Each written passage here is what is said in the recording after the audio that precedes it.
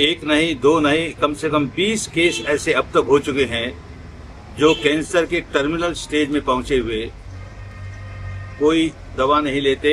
इस तरह की दवा जो कि पेन किलर हो या जो नींद दिलाए, कभी नहीं लेंगे। हम इसको देखते हैं, हमें सिखाया गया साक्षी भाव से देखो देखो, मुस्कुराते मुस्कुराते प्राण छोड़ते।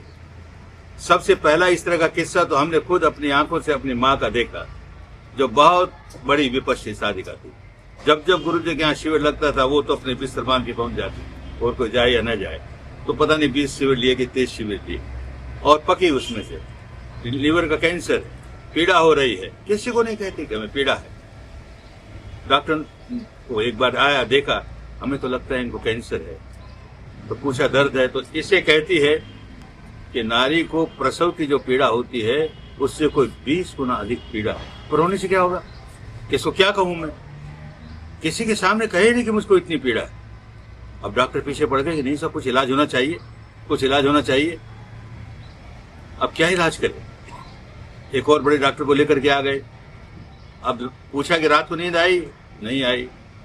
दूसरे दिन पूछा नींद आई, नहीं आई। अरे बेचारी दुख से व्याकुल है, बोलती नहीं तो क्या हुआ, बहुत दुख है, इसको नींद नहीं आती, नींद की गोली दो, नींद की गोली दो। बर्मा में उस समय दवाओं की तंगी थी, मिल नहीं रही थी दवाएं, तो उसने 3 दवाएं लिख दी, दिस और दिस और दिस। ले आने वाला तीनों ले आया। वो जो नर्स थी वही पागल, उसे तीनों दे दी, उसमें एक इंजेक्शन भी थी। सुबह आए और पूछा नींद आई, नींद तो नहीं आई। आंख भारी हो गई, रे क्या किया तुम लोगों ने, आ भी नहीं करे, हमें पीड़ा है ऐसा आ भी नहीं करे।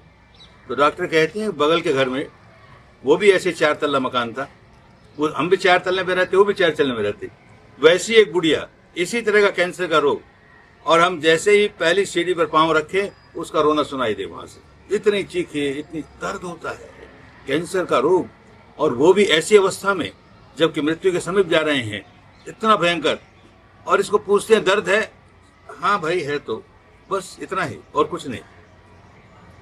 अंतिम समय आया, नर्स पास है, 12 बजे तक हम लोग सब बैठ के ध्यान करते हैं उसके पास, सारा परिवार विपश्यना करने वाला। जाओ जाओ बहुत देर हो गई, तुम लोग विश्राम करो। 1 बजे के आसपास नर्स कहती है कि आपकी तबीयत बिगड़ रही है, बच्चों को बुला लूं।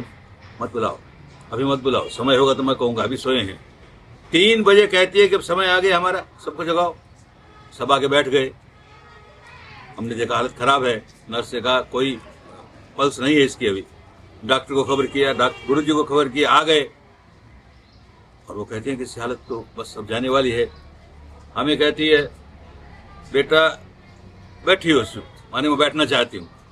डॉक्टर कहता है कि नहीं, अब ये 2, 4, 5 मिनट का है समय, आराम से मरने तो बैठाओगे, तकलीफ हुई इनको। नहीं मैं बैठूंगी। तो हमने जरा सा सहारा दिया, बैठ गई, पालती मार ली, ध्यान करने लगी। और हम पूछते हैं क्यों, अनित्य बोध, तो सिर्फ हाथ रख के कहती है हाँ।